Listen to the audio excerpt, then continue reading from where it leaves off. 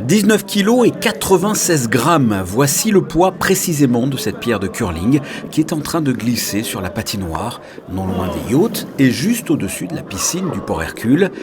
Autour de ces pierres de granit, une vingtaine de personnes, les licenciés du SCOM, le Skating Club of Monaco, mais également, et ils étaient nombreux, des joueurs et le staff de la Fédération monégasque de rugby. Ils sont venus tester un sport insolite.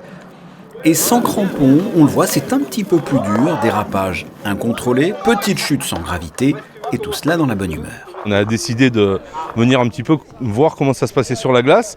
On voulait se retrouver en dehors d'un terrain et essayer d'avoir d'autres sensations. Et c'est toujours très sympa de se retrouver dans d'autres conditions. Ah, c'est cool, ça glisse. Un petit sport d'hiver, toujours du bien. On s'est dit que c'était un peu incongru. Et du coup, on s'est dit qu'on voulait tester. En vrai, c'est cool, hein, mais c'est un truc qu'on n'a pas l'occasion de faire souvent. Le Skating Club de Monaco propose de pratiquer depuis sa création du patinage et du hockey sur glace et depuis peu des initiations de curling, un sport de glace insolite en principauté. C'était tout le paradoxe quand le prince avait commencé le bobsleigh. Le bobsleigh à Monaco, c'était quand même quelque chose d'assez rare, presque impressionnant. Et puis finalement, à force de se rapprocher des sports de glace à travers le bobsleigh, maintenant nous avons le hockey, le patinage et le curling. Et la pratique du curling, sport inventé en Écosse, pourrait se développer davantage à Monaco, et ce, toute l'année. Les objectifs sont multiples.